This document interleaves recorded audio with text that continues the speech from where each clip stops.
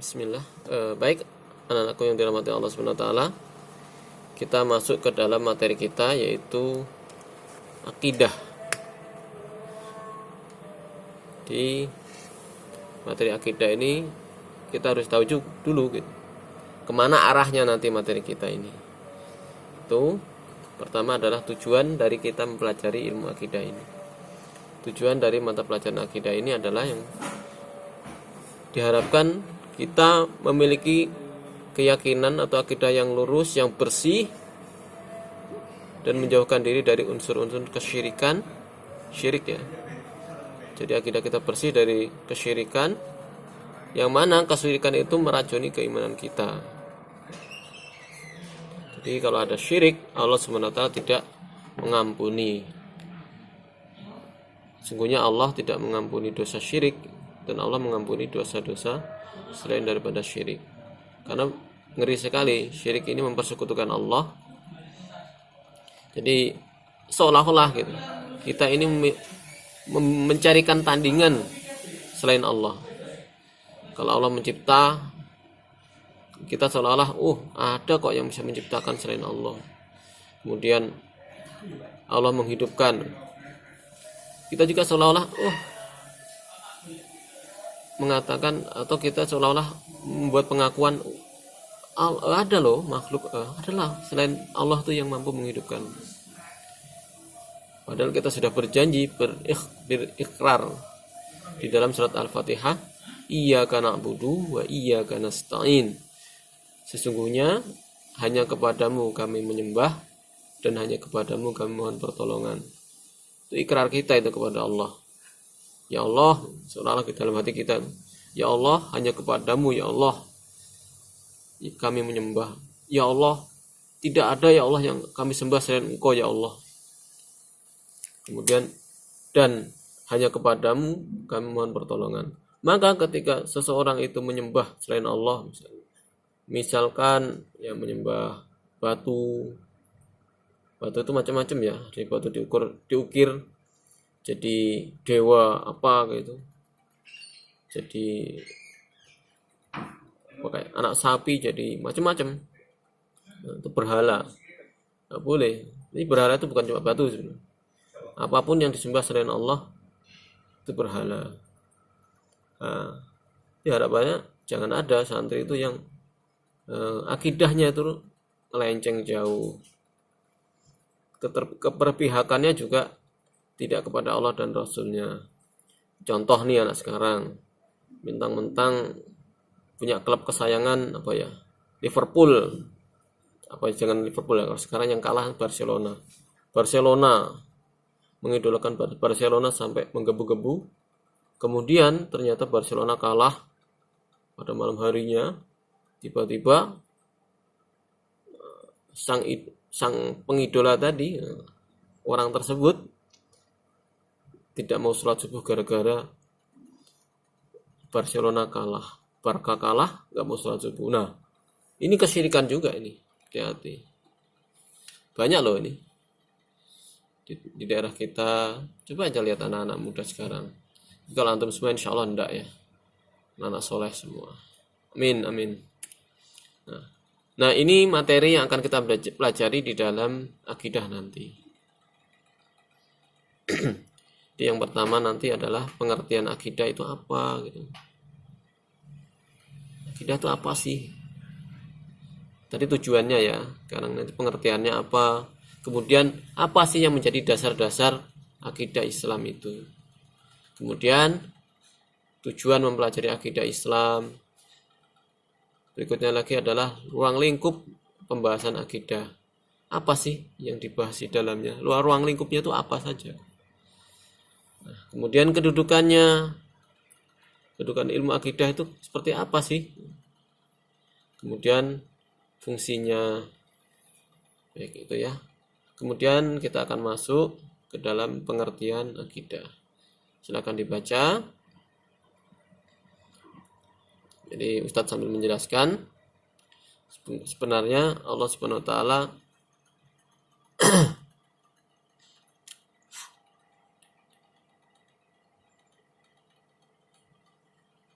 adalah sambil dibaca ya. Ya, Allah Subhanahu wa taala telah menciptakan kita tentunya dengan timbal balik. Salah satu timbal baliknya adalah ya kita wajib menyembah hanya kepada Allah Subhanahu wa taala. Logika sederhananya sih kalau orang dikasih ya berterima kasih lah gitu. Ketika kita tahu Allah SWT yang maha atas segala sesuatu, yang menciptakan, yang memberi kita rizki, yang mengurusi kita siang dan malam, Allah piket lah seolah-olah melihat kita bernapas apa tidak lelah mengurusi kita. Masa kita nggak mau nurut sama Allah SWT? Nah, jadi ini akidah asal usulnya adalah al-aqdu yang berarti ikatan. Ya ayyuhalladzina amanu aufu bil uqud di dalam surat Al-Maidah awal-awal ayat. Kemudian secara istilah adalah perkara yang wajib dibenarkan oleh hati dan jiwa menjadi tentram karenanya sehingga menjadi suatu kenyataan yang teguh dan kokoh yang tidak dicampuri oleh keraguan dan kebimbangan. Nah, ini syarat akidah itu kita memang yakin, benar-benar yakin, nggak ada ragu-ragu lagi. Kalau masih ada ragu-ragu lagi, nah bahaya. Allah itu ada nggak? Ada. Masih ragu juga, apa ya Allah ada? Nah, ini nggak boleh. Allahu Akbar, Allah Maha Besar. Apakah Allah Maha Besar? Kita masih ragu, nah, ini nggak boleh.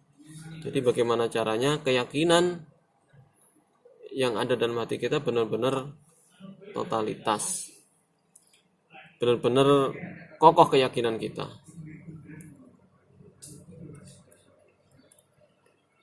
Kemudian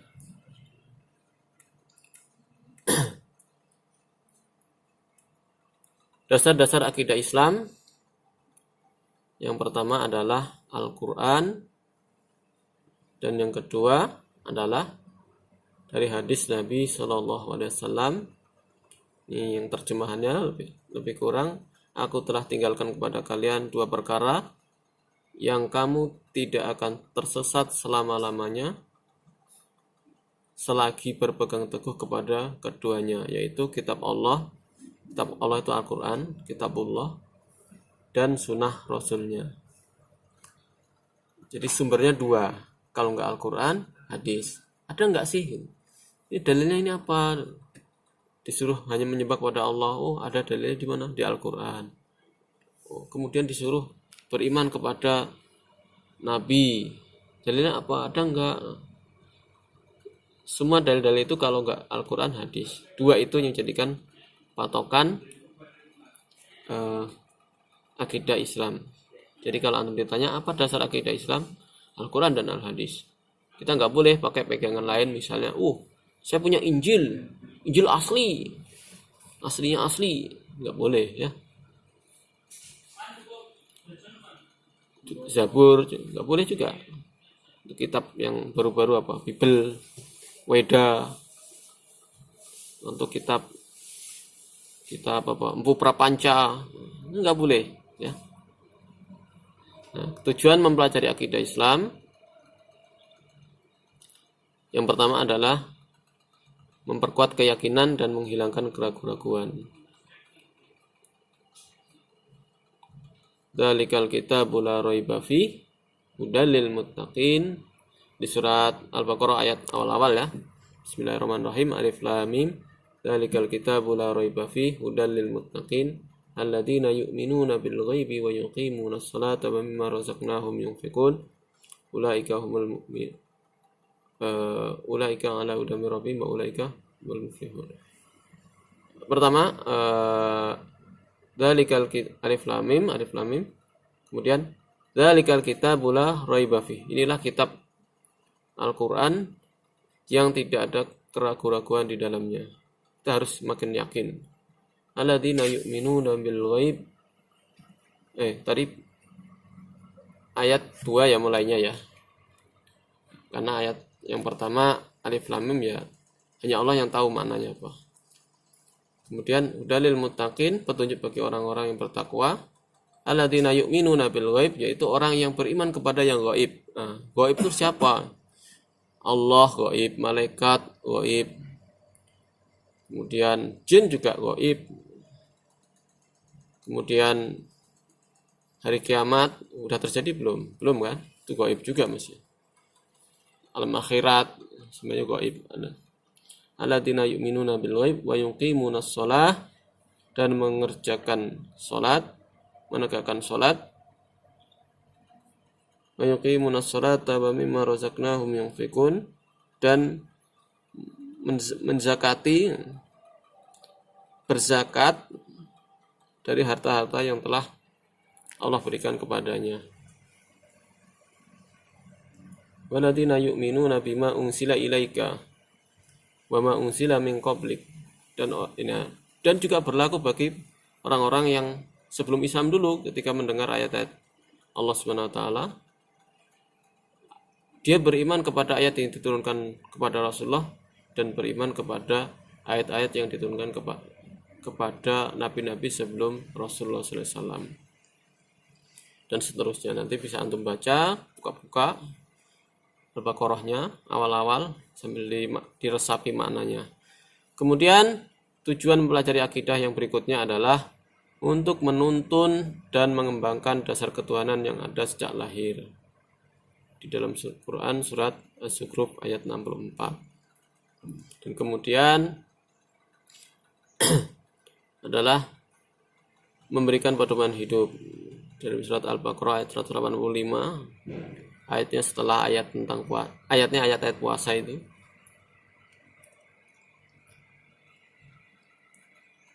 Kemudian menjauhkan diri dari pengaruh kehidupan yang sesat, surat Ali Imran ayat 31.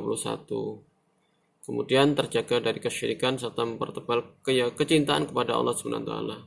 Nah, ketika syarat-syarat dari awal tadi terpenuhi, kemudian kita semakin mantap berislam, maka kita insya Allah dengan sendirinya terjaga dari kesyirikan, serta ini yang paling bagus lagi adalah munculnya kecintaan kita kepada Allah dan Rasulnya. Cinta ini pasti temennya juga benci gitu. Maka ketika sesuatu benci Allah, dia ikut benci gitu. Mencintai apa yang dicintai Allah dan Rasulnya, dan membenci apa-apa yang dibenci oleh Allah dan Rasulnya. Baik, berikutnya adalah terkait ruang lingkup atau pembahasan akidah Islamiyah. Jadi yang pertama adalah pembahasan tentang ilahiyat. Apa itu?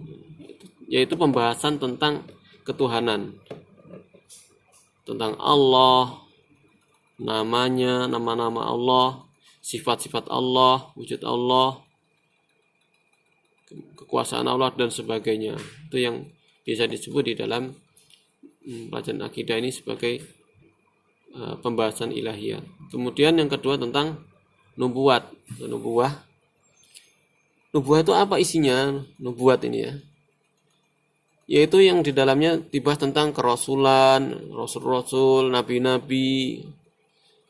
Apa sih nabi, apa itu rasul? Nah, itu masuknya ke dalam materi nubuat. Kemudian mukjizat itu apa? Karomah dan lain-lain. Kemudian dibahas juga tentang rohaniyat. Apa itu? Ya, alam-alam makhluk alam gaib. Di situ ada dibahas tentang jin, malaikat, roh, apalagi, dan lain-lain ya. Kalau makhluknya berarti itu tambahnya adalah ruhaniyat. Kemudian sam'iyat, yaitu yang membahas tentang alamnya, alam-alam gaib, yaitu tentang alam barzah, alam akhirat, alam kubur, azab kubur, azab neraka, ada sirat, mahsyar, dan lain-lain. Dan yang terakhir adalah ruang lingkup pembahasan di dalam akidah Islamiyah ini, pembahasan tentang rukun iman yang 6. Di rukun iman juga dibahas di dalam akidah Islamiyah. Baik, berikutnya adalah kedudukan. Kedudukan ilmu akidah di dalam Islam ini adalah kedudukan yang paling tinggi sesuai dengan kandungannya. Mengapa? Hal ini karena kedudukan suatu ilmu ditentukan oleh tingkat kebutuhan umat manusia terhadapnya dan sejauh mana ilmu itu bermanfaat bagi yang bersangkutan di dunia dan akhirat. Jadi kalau ilmunya itu bahasanya dunia akhirat, muaranya ke dunia dan akhirat, nah ini penting sekali. Kalau cuma salah satu, nah itu di bawahnya nanti. Kemudian yang terakhir adalah fungsi akidah di dalam Islam, yaitu sebagai pondasi. Pondasi, antum bayangkan kalau bangunan tanpa pondasi seperti apa? Hancur dia. Walaupun atapnya bagus, tembok-temboknya bagus, catnya mantap, indah, tapi pondasinya nggak kuat, roboh dia bangunan. Nah, ketika pondasinya sudah kuat, kokoh, maka mau di tingkat berapapun bangunan tadi tetap kokoh insya Allah. Nah, demikian yang terjadi dengan akidah. Ketika akidah sudah lurus, baik, bersih, maka insya Allah amalan yang lain tinggal mengikutinya. Karena akidah itu adalah tiket. Kalau perjalanan itu, kalau surga, urusan surga, akidah itu adalah tiketnya. Kalau udah dapat tiket surga, ya udah dapat kaplingan surga, aman dah. Tinggal nambahi aksesorisnya di dalamnya. Oh, perlu perabotan, perlu tanam bunga di sana. Tinggal amalnya. Amal-amal itu seperti itu, pelengkap. Tapi yang pertama adalah akidah. Kalau nggak punya akidah, akidahnya bermasalah, tiketnya rusak, nggak dapat surga, bingung gitu. Gitu ya. Jadi fungsinya sangat penting sekali, yaitu sebagai pondasi dalam Islam. Sama halnya dengan pondasi di dalam bangunan, akidah ini sangat penting sekali untuk kita perhatikan. Ya. Demikian penjelasan dari Ustadz. Semoga bermanfaat. Jika ada salah dan kurangnya mohon dimaafkan. Ustadz tunggu saran-sarannya. Kalau misalnya materi ini kurang jelas, bisa ditanyakan langsung via chat.